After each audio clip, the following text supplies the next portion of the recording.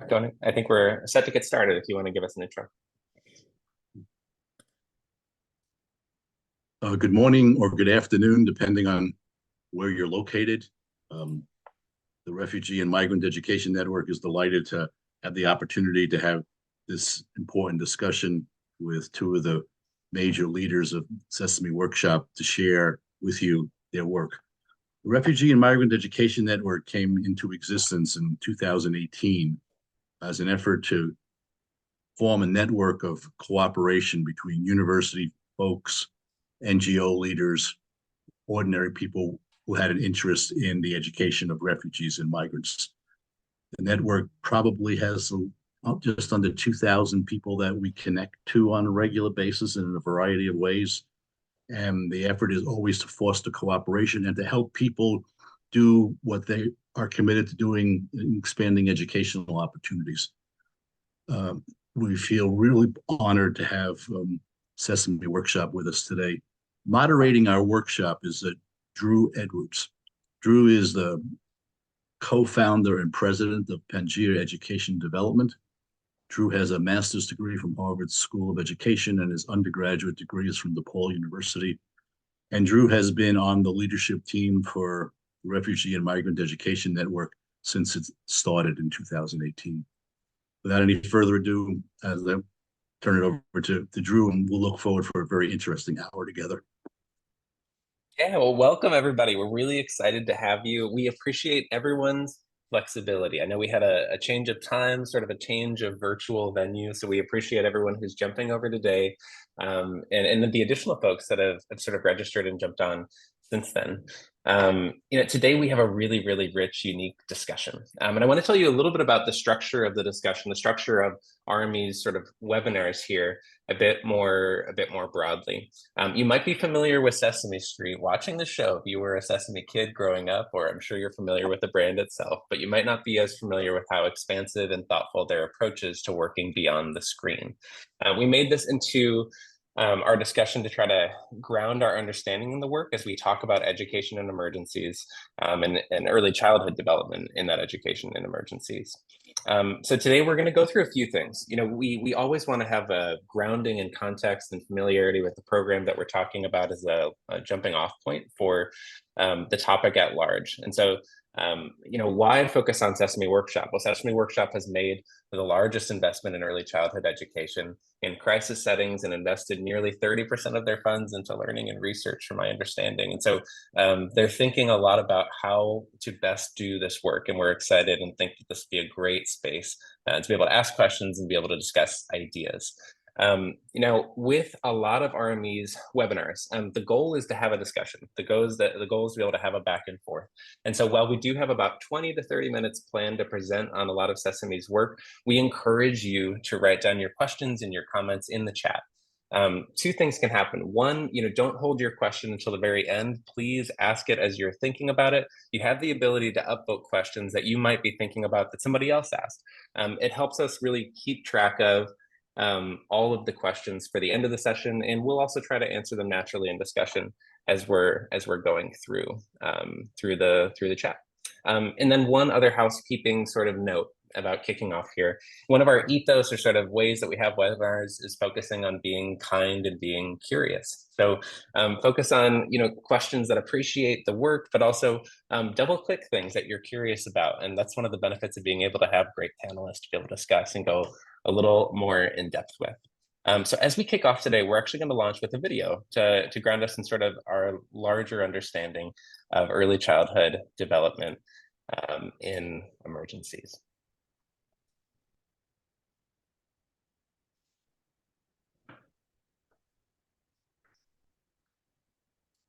Are you all able to hear that okay?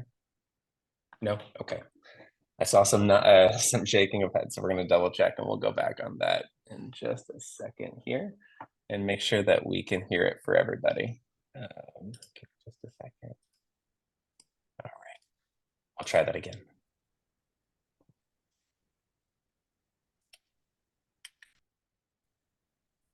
All right. All right. Can you give me a thumbs up if you're able to hear this, one of our panelists? Okay. Children around the world are increasingly exposed to conflict and crisis. Ana Sumaya, Ana Boya Savasar, Ana Zarma Banata Eri. Ehonar Badi Samar Kul Kemfot. The youngest children are experiencing these crises during an especially consequential period of their lives. Early childhood is when a child's brain undergoes its most rapid phase of development, laying the foundation for lifelong learning and well-being. Neuroscience shows that exposure to crisis during this period can disrupt a child's brain development with devastating lifelong consequences.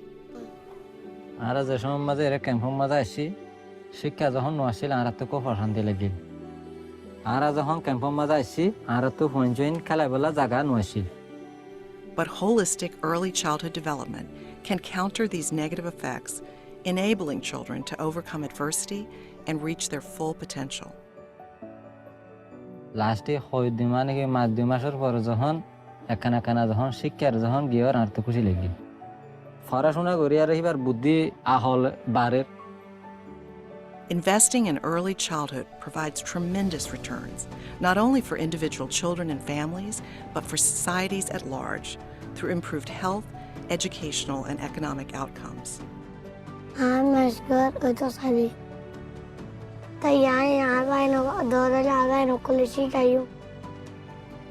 Now is the time to increase investment in early childhood development so that all children can build a strong foundation for a brighter future.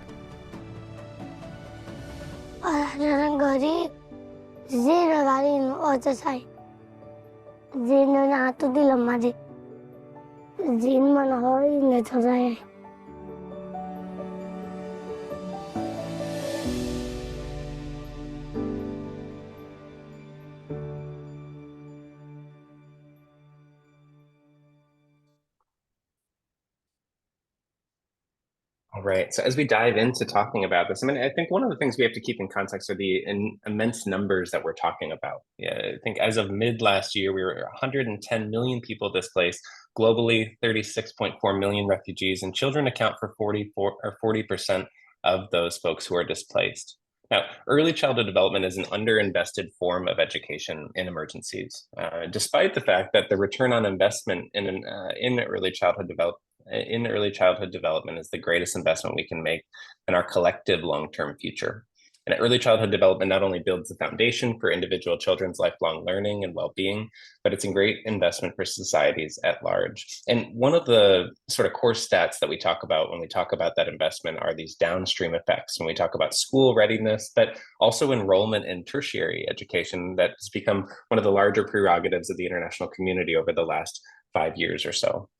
Nobel Prize winning economist James Heckman found that investing in early childhood development programs provides a 13% return on investment through improved education, health, and economic outcomes for societies at large. Or to put that another way, depending on the need and context, every dollar spent on pre-primary education results in $18 to $68 in benefits to society, including increases in lifetime earnings and the cost of savings for the education system.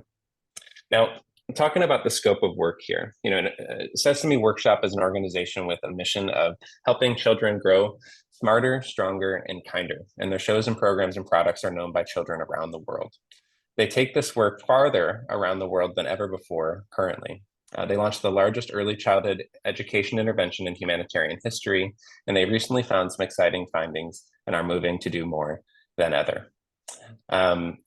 Carolina Casas is the Vice President of International Education at Sesame Workshop. Carolina has over 20 years of field experience and academic experience on citizenship education, education policy implementation, development of innovative educational content, and program management, and she leads international education at Sesame Workshop. So Carolina, welcome.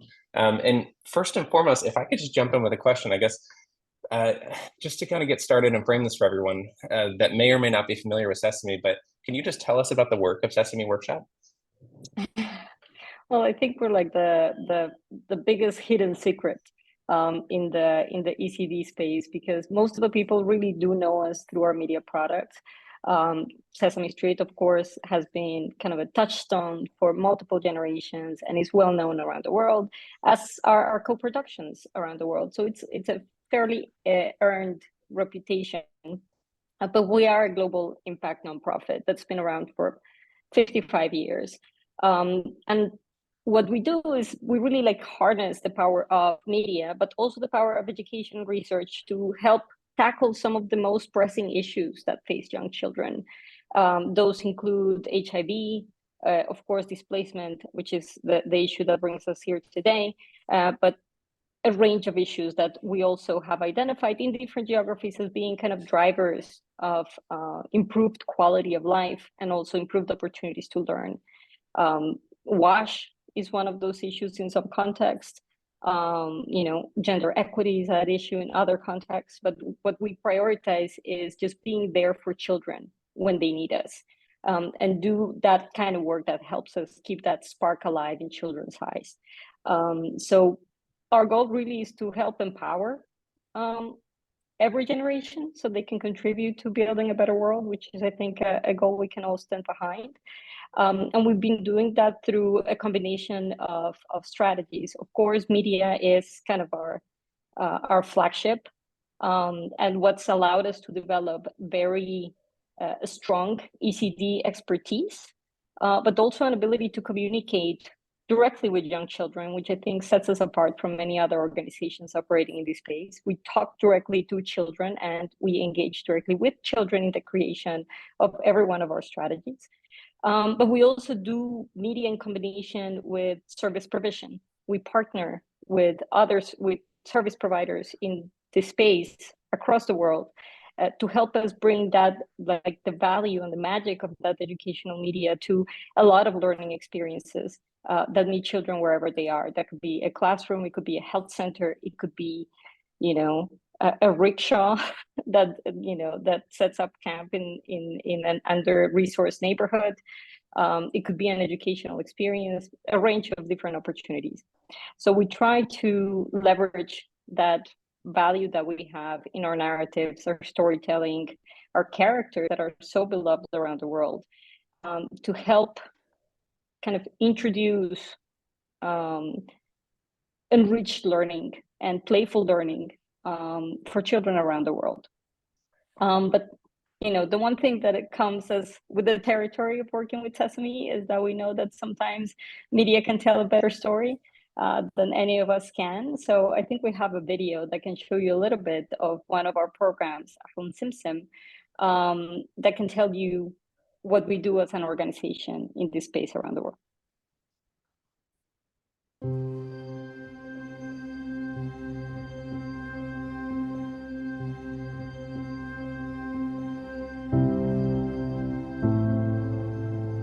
أنا صار لي تقريبا من وقت من 2012 جينا من بيتنا بسوريا تدمر يعني، وجينا من الحرب جينا لهون من 2012 وعايش بنفس الخيمة تقريبا.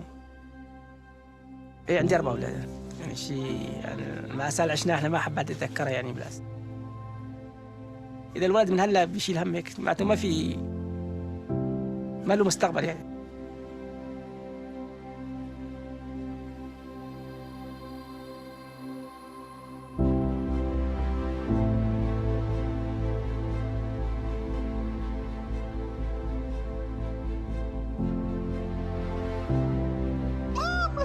يلا شوف الكنز. سندويشات. اثنين واحد.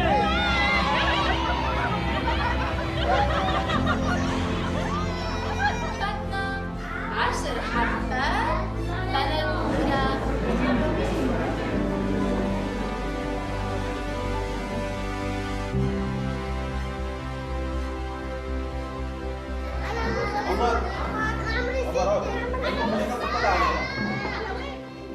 الطفولة هي كل شيء، يعني هي مرحلة مستقبل الطفل، هون هو الأساس.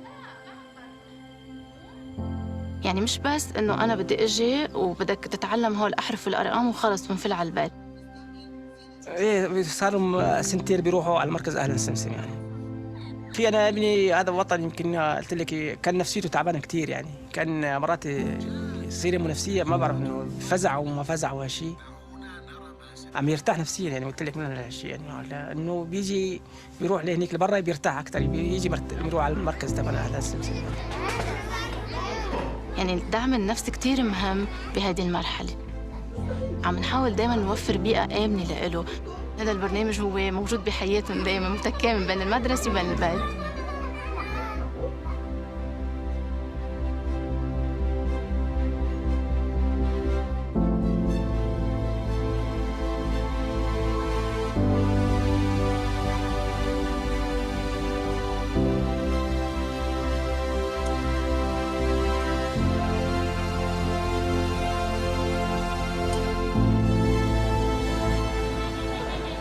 أولادي أهم شيء إنه أول شيء العلم، يعني أنا عشت بظروف صعبة يعني. أنا كثير بحب ألعب بالطابة. أدور إنه حياة أفضل يعني.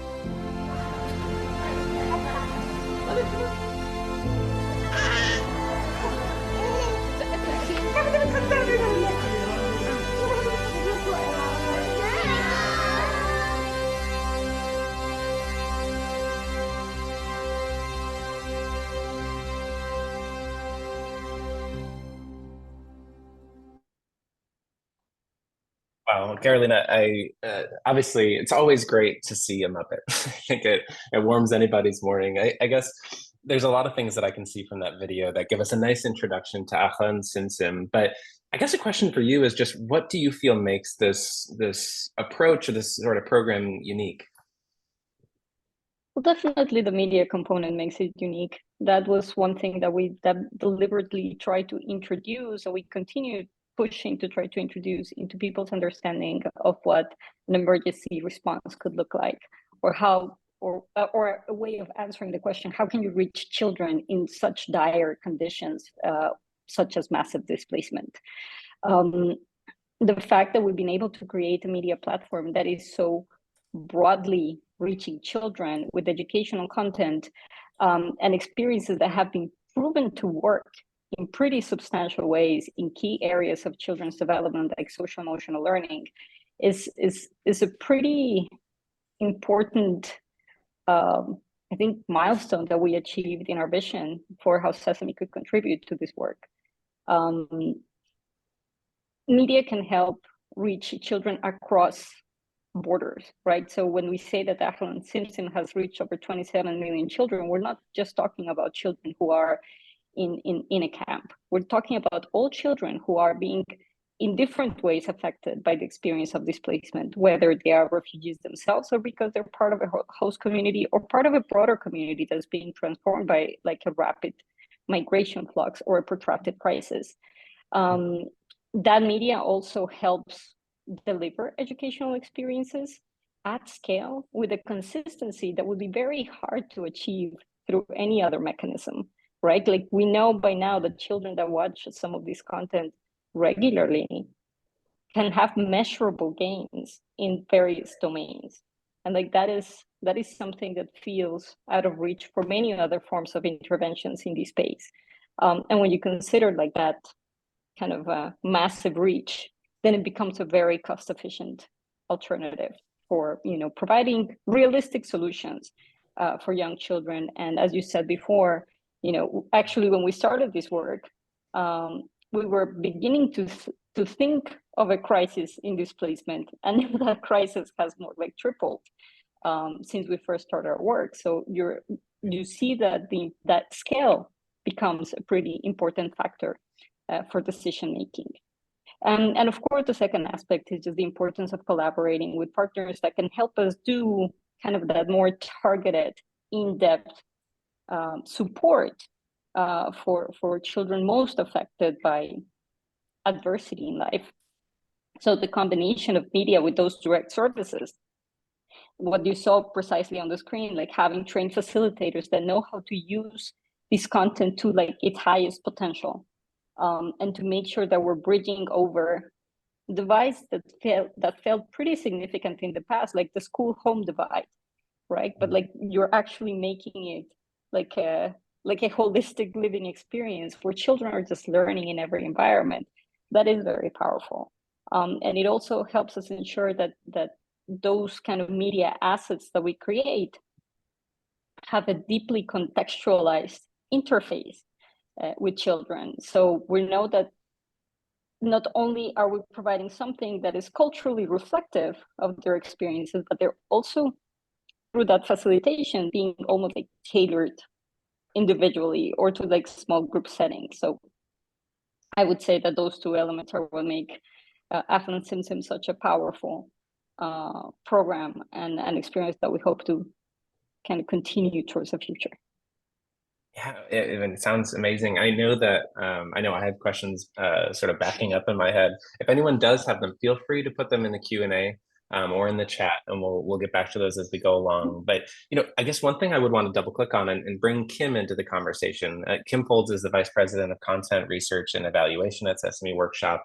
She oversees research and evaluation of the workshop's co-productions and community engagement interventions across the globe, focused on a variety of different curricular areas in media. And I guess, Kim, have you noticed noteworthy findings about this program in particular? And I guess, Carolina opened this a little bit more broadly too. It sounds like not just folks who are displaced, but you have a very wide audience. Who do they affect, and how do they affect them? Yeah, thank you for that. Hi, everyone. We did, as important as it is to reach children, we also really wanted to understand if we were having those measurable effects in their learning. As Carolina mentioned, through our partnership with New York University's Global Ties for Children, we carried out a number of randomized control trials to understand the effectiveness of our programming. And so, in addition, Caro referenced impacts on socio-emotional learning through the TV show, which we measured in partnership with the Ministry of Education in Jordan. We think the biggest finding for us, the most noteworthy, is that really represents the best of the partnership with IRC. IRC implemented a remote early learning program serving Syrian refugees in Lebanon. And this was always part of the program, but because of COVID, we had to make significant pivots to deliver early learning remotely. And so it's, in very unfortunate circumstances, that really represented an opportunity to innovate. And so through implementation of an 11-week remote early learning program delivered to Syrian families and children 5 to 6 years old, all delivered over WhatsApp, we saw learning gains in literacy, numeracy, and socio-emotional learning comparable to a year of in-person preschool in other low and middle income countries, which is just blew our minds because it busted a number of pretty strong myths. One is that you can't do remote programming or remote preschool with little children. The way that was sort of dismantled is the way that parents were engaged. So the programs were delivered, there were roughly 2 to 3 20 to 30-minute calls across 11 weeks. And teachers communicated to parents the types of activities that parents then needed to engage with their children to support their learning. And we learned through this process how fully bought in parents were. We did a bunch of focus groups once we had the findings, and we reported the findings back out to parents to see if they could help us interpret those findings. And they were so committed to this program. They wanted it to continue to the future grades of their children's academic learning. And so to see those kind of effects from a modality that I think, frankly, all of us thought wasn't possible for preschoolers was really powerful. And the other is that we saw that those significant learning gains were the same regardless of parent education or literacy level. We had really a wide spectrum of parent education and parent literacy, which is quite common among Syrian refugees. And the common myth is that, and this is backed by evidence as well, that parent education and literacy level is a really strong predictor for how children perform academically. The way that this program was able to bring parents in really authentic ways and build their confidence and provide parents with the tools to support their children's learning is that we saw that regardless of parent education or literacy level, children benefited the same. They still got those really strong learning gains in literacy, numeracy, and SEL. And so that was so powerful. And the benefit of the media integrated is that the learning continued beyond the activities. It was available also to older siblings who are also not able to access educational services because of the severe lockdowns in Lebanon. And so we think that there's so much potential here for certainly media integrated remote early learning program in crisis settings, but even far beyond that, and really hard to reach communities on the move, how we can make sure that we're still able to provide those critical early learning opportunities for all of the reasons that you explained in the beginning, when in-person formal preschool is not available. We're not saying that this program should replace in-person, but it is a really powerful alternative when in-person isn't available. And we're so excited about the potential to continue this. Yeah, I mean, that's incredible. I think parents the world over and schools the world over want to try to sort of extend the classroom beyond the four cornered, walls of the room into the home. I guess I'd be remiss not to ask, are there any tips or tricks that you were finding that really worked in engaging parents? Because like you mentioned, it can feel really intimidating. If I had to teach my kids algebra today, I'd have to really, pull out the Google machines and refresh myself. And it can be hard to jump into it, especially if it's not a skill you maybe have even ever learned. Yeah, I think we found a few really powerful tools and tips is that, again, through the way that the program was structured through WhatsApp, parents were in groups of 5 to 6 with other parents. So they had a network of others that they could reach out to, as well as the teacher. The teachers went above and beyond to engage. And so in addition to the group sessions, there were individual follow-ups. So parents could engage further, address any questions or concerns they had. Teachers also came from the communities.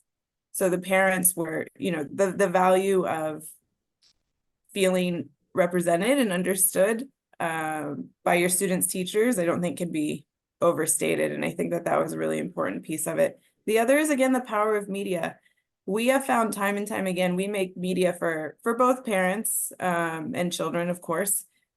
Parents really like our child-facing content as well because it's really accessible, it's really formal. Oftentimes it models how parents can engage around these topics as well. And it provides them with that really informal language to really talk through with their children.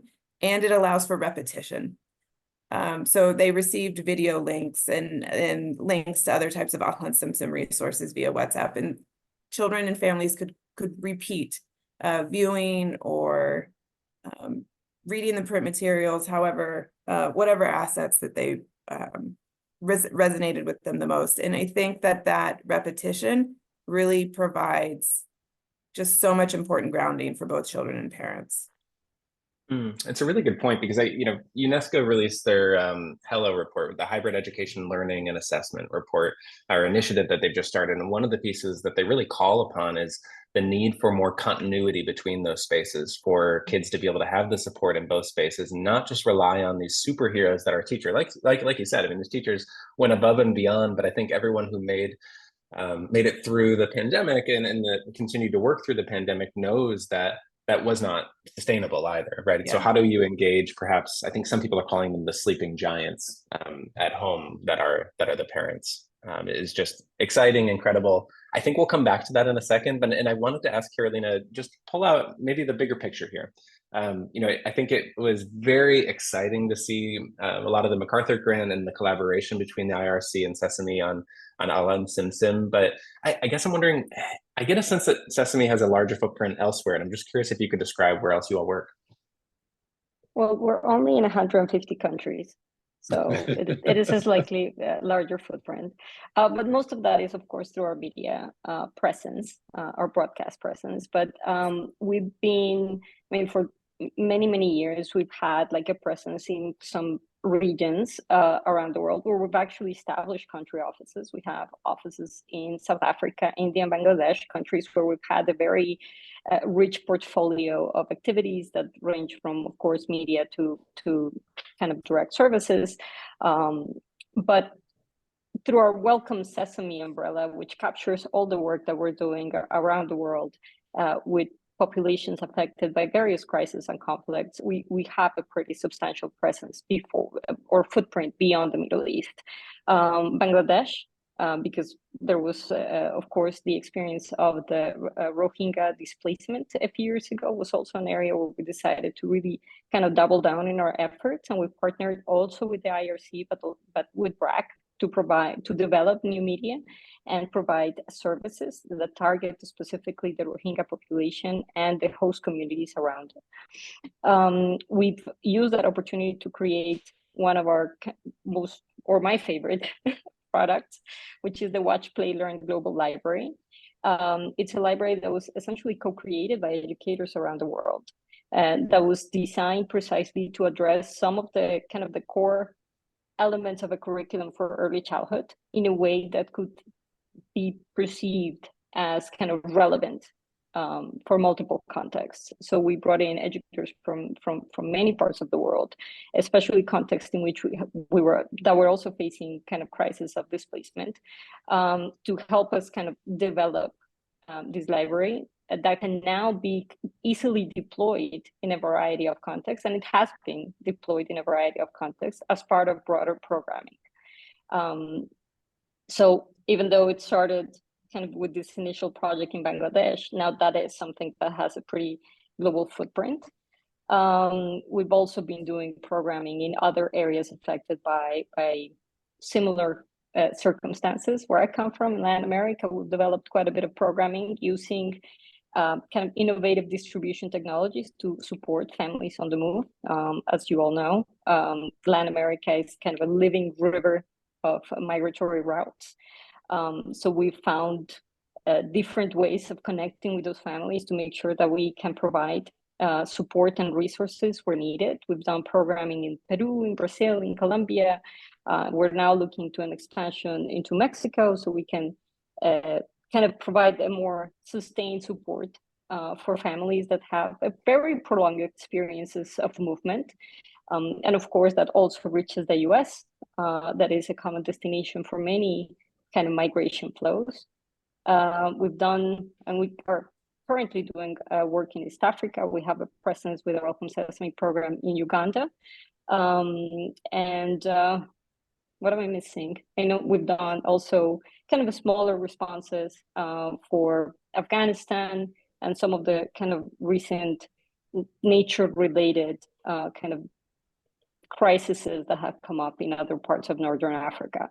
But I think we've gotten better at developing tools that help us be very agile in those situations. One of them is what we call the trauma response package. It's a set of tools that we have kind of collected through the past years, and a lot of them have their foundation in Ahlan Simsim, that we know that can be delivered in, translated or dubbed or kind of customized very quickly to partners on the ground when the onset of a crisis happens.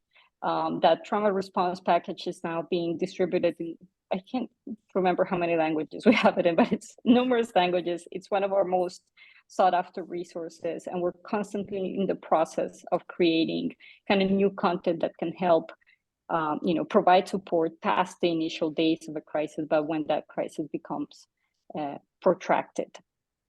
So it's a pretty kind of significant footprint, far beyond what we anticipated, but it's helped us also leverage a lot of our local capacities and our networks of partners around the world. That's incredible. I mean, it's a big footprint to speak to, and so I appreciate all the different sort of examples.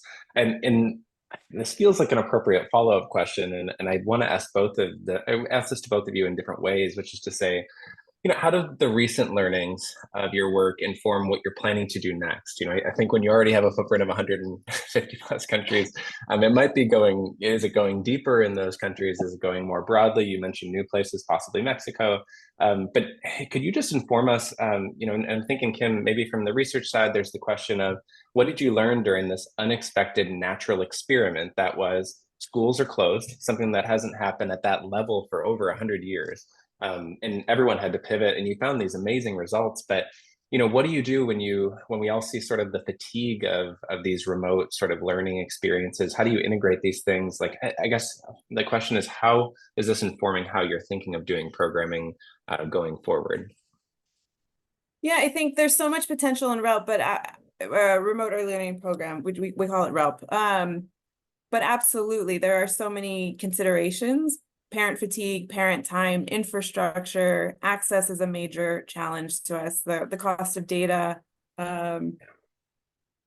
What we have seen and what we're experimenting with is the reason we think the remote early learning program was so successful is that it was integrated into existing behaviors. So parents were using WhatsApp. We knew in terms of what they valued and what the education they wanted for their children, also what their children needed in order to assimilate into Lebanese schools, how our preschool needed to align with those standards so that their children could then transition into formal school. That was incredibly important for parents. That's often a priority for many parents where we work. And so it's how can we use research and our understanding of communities, particularly working with on-the-ground partners who understand where communities are, what their needs are, what their challenges are, to adapt these remote modalities to best suit families. We don't think that you can just copy and paste one program model into another. I think that we've learned that through many different ways of learning. And so it's as we are thinking of continuing to serve families experiencing crisis and conflict and displacement, how can we leverage these remote tools to fill those learning disruptions that meet their needs and then provide those critical learning opportunities for their children? It's a great answer because it's a difficult question, right? How might you reconstruct education knowing these these pieces of information? Yeah, and one example, Caro mentioned Watch, Play, Learn. We also we've just received findings from, we use again leveraged Watch, Play, Learn, leveraged WhatsApp to deliver content, math and SEL content to Venezuelan migrants and Colombian host communities in parts of Colombia, and we saw really strong effects in SEL around that were comparable to what we saw for Authon Simpson. And so that's an example of how we can take our content, adapt the modality to really kind of work our way into existing digital behaviors to see those learning gains that we know are so critical for children, particularly those affected by adversity. Right. Well, and I guess it brings up a question that I'm seeing in the chat from Suzanne, who it sounds like may have been a former colleague as well, working on bringing Amira, a character to Sesame with a disability, to life. But sort of has the question about representation versus sort of desired communal effects, right? So it's wonderful to be able to see someone who may look like yourself or sound like yourself in your actual shows, but what's sort of the desired effect that you're hoping it has on the wider community? So to be more accepted, to be more included with a lot of the different characters, but also context. I think of Lebanon, you're talking about a population that's hosting up to 50% of its population in refugees as well. Like, I guess, what are some of those desired, I think we would call them sort of social emotional effects and sort of changes of mind and heart that are happening through your program? It's no small order. We did hear from parents during the Lebanon Remote Early Learning Program is that also delivering this program made learning opportunities available to their children with disabilities, particularly physical disabilities, that was otherwise unavailable to them because of challenges navigating to the school not being accessible, the school for however broadly we want to define that. And so from a programmatic implementation point of view, remote opens doors that are often not available, particularly those for children who cannot navigate or for which physical school is unavailable. I think, Caro, do you want to add more? Yeah. Well, we always talk about how the role of our media providing kind of a mirror and a window. And when we talk about more widely the concept of inclusion, we are talking about just understanding that societies are plural, right? And that they have members that we might not encounter in our day-to-day lives, but that are kind of as part of the social fabric as we ourselves might be. So we do take that mandate very seriously. It's been part of our understanding of the role of Sesame in the world since the beginning. But we are trying to be even more intentional now, especially in some of the contexts in which we're operating, Of course, it is about making sure that children are seeing in the media a diversity of life experiences that they might not, sometimes it might be reflective of who they are and their situation, but sometimes it might be kind of an opportunity to have like a broader kind of understanding of the world. But we're also making sure that the experience of viewing our content is becoming more accessible for children who might have, faced either like reduced service opportunities or accessibility. This is definitely an area in which we've been doing more and more work recently. We've produced new guidances for our own content creation to make sure that inclusion is even more intentional in our content. And we have some kind of experiments going in some of our co-productions to explore mechanisms that will help the content be more accessible for children that might have various disabilities. But this is kind of an ongoing learning process for ourselves. We know that that perfection is always out of our grasp, but it's definitely part of our mission to strive for more inclusive content that is even more reflective of the pluralistic societies we all live in. Sure. Maybe a bigger question about curriculum. Gina had a question just about how curriculum was developed, and I even wonder if a specific example might be helpful. I remember when Mr. Hooper passed away, and Sesame made the decision to address loss. And I remember I think it was Big Bird having a really difficult time sort of processing that aloud. I mean, I know there's so much research. I've heard that there's so much research that goes into it, but would you all mind giving just a brief overview of how you think about maybe what to develop and how to develop it? Well, that's interesting. That's usually the Sesame model, the way we represent it for ourselves and how to communicate it to others, is that of like a very productive tension across three pillars: education, media, and by media we mean usually creatives and research. So it's usually a very collaborative, but occasionally, tense process in which we're all trying to determine like, well, what is it that we think children should learn? How are they actually learning? And what are like the creative approaches that would make a story resonant, heartfelt, humorous, and appealing for a child? So it's something that, we kind of live through it every single day as we're creating every piece of content. But I think we are the one agreement or the common ground that always brings us is that for us, the most important thing is the child. So we are trying to serve the child from our various perspectives, but it's the fact that all three groups are involved that helps our content eventually meet all those different kind of demands, right? So we make sure that we are being age appropriate, right? And that we're keeping track of children's development when we're developing a concept. And when we have doubts, we test extensively just to make sure that the concept is landing, that we're not creating distractions from it, that it's also landing in a positive way so the child knows what they can do or what they are supposed to do in a given circumstance.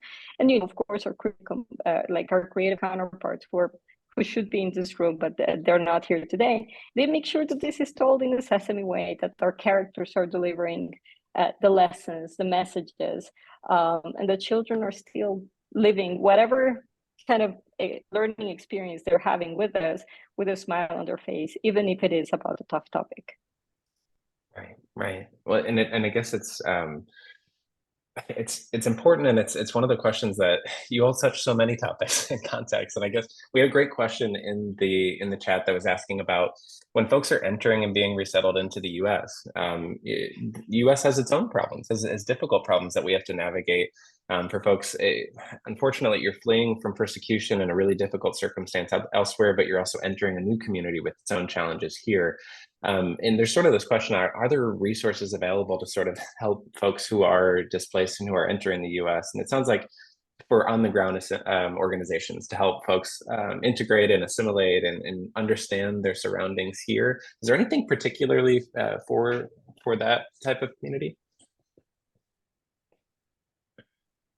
We definitely have a lot of our Welcome Sesame resources available in English as well. And we have also used some of our resources translated into other languages to support organizations here on the ground that are helping with that relocation. I know that we have kind of a partnership with like New York and Chicago and other kind of cities or organizations based in cities across the US that can help kind of bring those resources directly to the families that need them, and that can help support them through a transition that we know is long and difficult.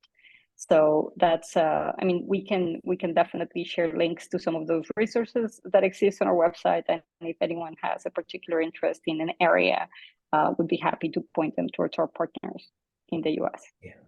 I would just add, we also work with a number of partners along the US-Mexico border to provide resources as families enter the US to help with immediate sort of mitigation of the adversity that they're experiencing.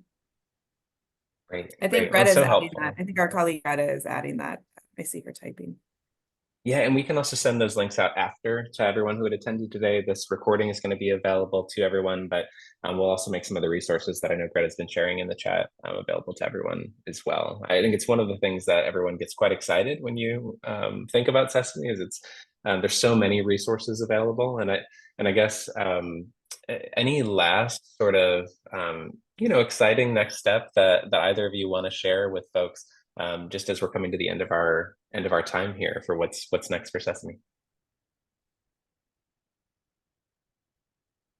Well, I think one of the things that we've learned throughout these past few years is kind of a confirmation of the challenge that was at the inception of Sesame, which was how can we reach children who are being left behind for certain gaps, due to certain issues. And we see that question being updated every time. And right now we know that more and more children are facing disruptions in access to learning services around the world. And we see kind of our media being a very strong contender as a solution for some of those circumstances. So I think as we kind of leverage this wealth of research findings and learnings that we've had over the past few years, I do think that we are kind of at the threshold of kind of being able to provide kind of a system strengthening solution for many contexts that are struggling with learning disruptions. So we feel excited about the potential for that in the future, and we hope that we can partner with many organizations around the world that have a common, that share that cause with us, to really work towards that, large scale solution for the future. I would just add to what Caro said. I think from a research point of view, we really wanted to, as we started really investing and committing to supporting children affected by crisis and conflict, we wanted to make sure, is our programming effective, whether it's mass media or media integrated direct services? And through the wealth of research that's coming out, we know it is. And so now we're evolving, how do we improve then that program delivery? We really want to look now at program quality and program implementation. We know our content's effective. How can we make sure that we are best serving the needs of families through continued and evolved learnings? That's really where now our learning agenda is starting to transition. But it's a fitting last point too, because the Refugee Migrant Education Network is about collaboration. It's about connection for many organizations that are working on the same issue, being able to share resources, being able to share experience.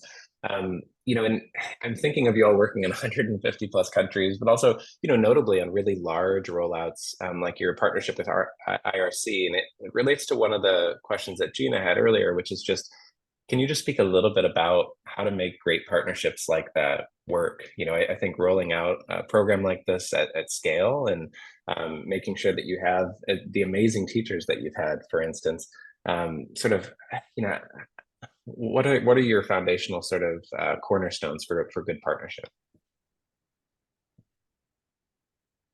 Well, I think, like-mindedness in terms of vision, a focus on young children, and openness to creative approaches. While we've been doing media for so long, it still feels out of the box to many.